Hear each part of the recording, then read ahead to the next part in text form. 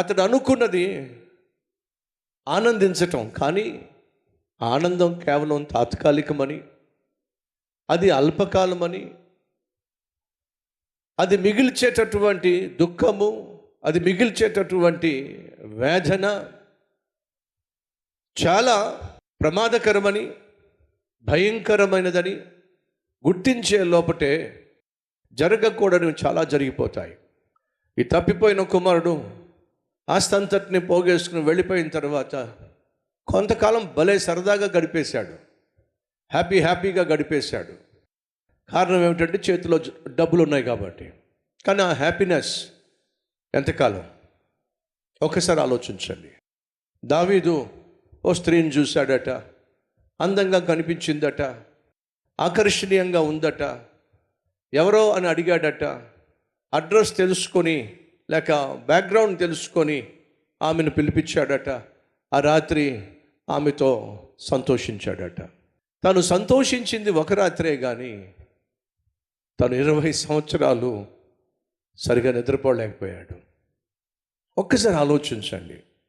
ఒక రాత్రి తాను చేసిన పాపం వల్ల, ఒక రాత్రి తాను కోరుకున్నటువంటి సంతోషం వల్ల 20 సంవత్సరాలు ఏ రాత్రి ప్రశాంతంగా పడుకోలేకపోయాడు. అనగా సైతాను బహు తెలివైనవాడు. తన తుచ్చమైన నీచమైనటువంటి పాపములను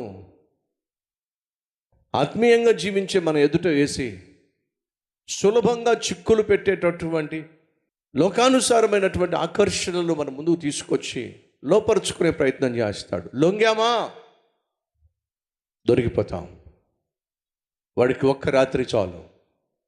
మళ్ళా జ్ఞాపకం చేస్తున్నా, దావీదు సింహాసనం ఎక్కడానికి 30 సంవత్సరాలు పట్టింది. తాను ఆ మిద్దె మీద తిరగడానికి ఇంచుమించు 50 సంవత్సరాలు పట్టింది. ఆ మిద్దెపై నుంచి కింద పడ్డానికి ఒక్క రాత్రి.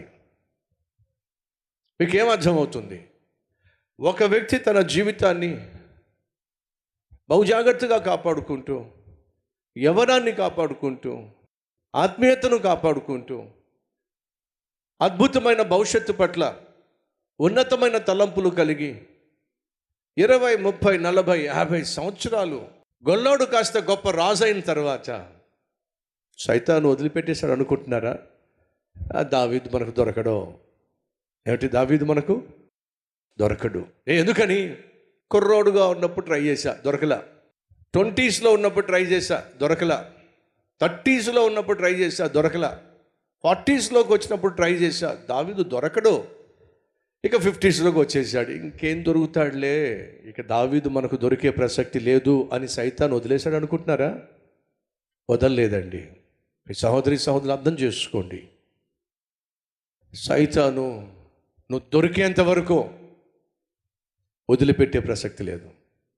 దివారాత్రము ఎవరిని మింగుదునా అని చెప్పి వాడు తిరుగుతూనే ఉన్నాడు. కాబట్టి తాను నిలుచున్నాను అని తలంచువాడు పడిపోకుండా బహు జాగ్రత్తగా ఉండాలి. ఎప్పటిదాకా? ఈ లోకయాత్ర ముగించేంత వరకు, కన్ను మూసేంత వరకు. ఒక్క చిన్న అవకాశం నువ్వు ఇచ్చావా, సైతాను గాడికి చోటిచ్చావా, అమాంతంగా నీ జీవితాన్ని కబలించేస్తాడు, అమాంతంగా నీ జీవితాన్ని లోపర్చేసుకుంటాడు. కాబట్టి జాగ్రత్తగా ఉండాలి. దావీదు ఆ మిద్దె మీదకి ఎక్కి ఆ తిరిగే సమయం వచ్చేసరికి అతనికి సుమారు 50 సంవత్సరాలు వచ్చేసినాయి. అంటే ఆ స్థితికి వెళ్ళడానికి దావీదుకు ఎంతకాలం పట్టిందో చెప్పండి? 50 సంవత్సరాలు పట్టింది. కానీ పైనుంచి కింద పడ్డానికి ఒక రాత్రి. ఏమర్థం చేసుకోవాలి? 50 సంవత్సరాలుగా కట్టుకున్నటువంటి సామ్రాజ్యాన్ని, 50 సంవత్సరాలుగా నువ్వు కట్టుకున్నటువంటి సాక్ష్యాన్ని, 20, 30, 40, 50, 60 సంవత్సరాలుగా నువ్వు కలిగి ఉన్న ఆత్మీయతను ఒకవేళ సైతాను గాడికి ఒక అవకాశం ఇస్తే చాలు, సమూలంగా నాశనం చేసేస్తాడు, సాక్ష్యమే లేకుండా చేసేస్తాడు. జాగ్రత్త పడితే మంచిది. ఈ సహోదరులు, ఈ తప్పిపోయిన కుమారుని మీరు చూడండి. తండ్రికి దూరంగా వెళ్ళిపోయాడు, పట్టుకెళ్ళినవన్నీ తగిలేసుకున్నాడు. ఆ తరువాత ఆవిరైపోయినప్పుడు వెంటనే తండ్రి దగ్గరకు వచ్చేస్తే బాగుండేది. రాలా. ఆ రాత్రి పాపంలో పడినప్పుడు దావీదు వెంటనే పశ్చాత్తాపపడితే బాగుండేది, ప్రభు పాదాలు పట్టుకుంటే బాగుండేది. పట్టుకోలా. జాగ్రత్త. తప్పు చేసిన ప్రతి ఒక్కరూ, ఆ తప్పు ఎంత తీవ్రమైనదైనా, ఎంత భయంకరమైనదైనా, ఎంత నీచమైనదైనా, ఎంత అసహ్యకరమైనదైనా, ఆ తప్పు దేవుని దగ్గరకు వచ్చి పశ్చాత్తాపంతో ఎంత త్వరగా ఒప్పుకుంటే అంత మంచిది. సైతాను వచ్చి అంటాడు, ఏ ముఖం పెట్టుకుని వెళ్తావు దేవుని దగ్గరికి? ఏ ముఖం పెట్టుకుని వెళ్ళి దేవునికి చెప్తావు నువ్వు చేసిన పాపాన్ని? ఆయన అసహించుకుంటాడు, చీగొడతాడు, చేదరించుకుంటాడు అని ఒకవేళ సైతాను చెప్తున్నట్లయితే నమ్మకండి. ఎందుకని? దేవునికి నువ్వు వెళ్ళి నువ్వు చేసిన పాపాన్ని చెప్తేనే ఆయనకు తెలుస్తుందా, లేకపోతే ఆయనకి తెలియదా? సహోదరి సహోదరులు, నీ హృదయంలో లేక నీ మనస్సులో లేక నీ మెదడులో నీకు తలంపు రాక మునుపే ఎరిగినవాడు నా ప్రభు అయిన యేసుక్రీస్తు. నీ నోటిలో నుండి ఒక మాట బయటపడక మునుపే ఏం మాట్లాడతావో, ఎంతసేపు మాట్లాడతావో, ఎన్ని మాటలు మాట్లాడతావో అన్నీ తెలిసినవాడు. అన్నీ తెలిసిన దేవుని దగ్గరికి నువ్వు వచ్చి నీ తప్పు చెప్పుకోవడానికి మొహమాట పడ్డం వల్ల మరింతగా ముదిరిపోతుంది నీకు రావాల్సినటువంటి శిక్ష. సైతాను మాట నమ్మకు. వాడు అంటాడు, నీలాంటి వాడు ఇలాంటి పాపం చేయొచ్చా, నీలాంటిది ఇలాంటి తప్పు చేయొచ్చా? ఒకవేళ ఇంత తప్పు చేసిన తర్వాత నువ్వు వెళ్తే దేవుడు క్షమిస్తాడా, నిన్ను రాణిస్తాడా అని ఒకవేళ సైతాను నీకు ఇలాంటి లేనిపోని పనికి మాలిన ఆలోచనలు పెట్టినట్లయితే వాడు నమ్మకండి. ఎందుకంటే వాడు అబద్ధికుడు. నేను ప్రాణంగా ప్రేమించే దేవుని మీదే నీకు అనుమానం తీసుకొచ్చేటటువంటి దుర్మార్గుడు. కాబట్టి ప్రియ సంగమా, ఏ రోజు ఎప్పుడైనా ఏ తప్పైనా నువ్వు చేసినట్లయితే, సైతాను పాపంలో నేను పడేసినట్లయితే, పడిన వాడు చేయాల్సిన మొట్టమొదటి పన్నెండు చెప్పండి, లేవడం, వెళ్ళి యేసయ్య పాదాల మీద పడాలి. ఈ సందేశాలు వింటున్నప్పుడు దేవుడు నాతోనే మాట్లాడుతున్నాడయ్యా. అమూల్యమైన ఈ వాక్యం చేత అణువణువున కడిగేస్తున్నాడు, అణువణువున సరిచేస్తున్నాడు. ఈ సందేశం నా కోసమే. యేసయ్య దగ్గరికి వచ్చేస్తున్నా, నా జీవితాన్ని యేసయ్యకు అప్పగించేస్తున్నా అన్నవారు ఉన్నట్లయితే మీ హస్తాన్ని ప్రభు చూపిస్తారా?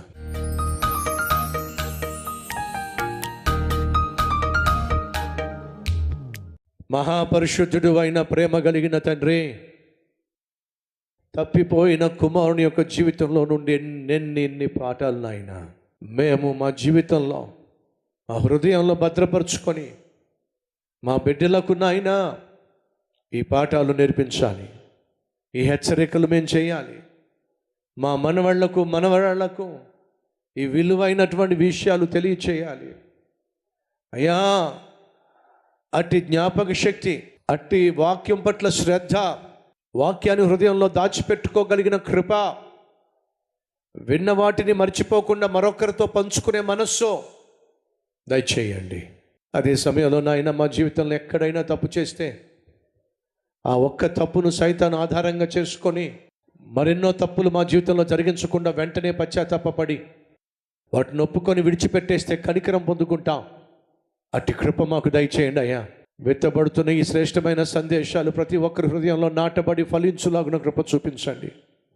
ప్రత్యేకంగా దీవించి ఈ నామను మహింపరచుకోమని యేసయ్య పేరట వేడుకుంటున్నాం తండ్రి. ఆమెన్.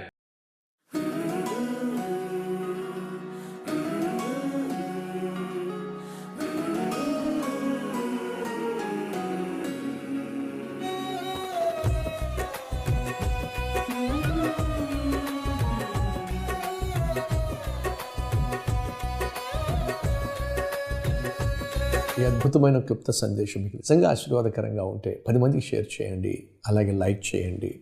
అంతేకాకుండా ఒక చక్కని కామెంట్ కూడా పెట్టండి. సోషల్ మీడియా ద్వారా ఎంతోమందికి విలువైన సందేశాన్ని షేర్ చేసే అవకాశం ఉంది కాబట్టి మీ ప్రయత్నం మీరు చేయాల్సిందిగా కోరుతున్నాను. మళ్ళీ రేపు ఒక క్లుప్త మార్నింగ్ డివోషన్తో ముందుకు రాబోతున్నాను. అంతవరకు సెలవు.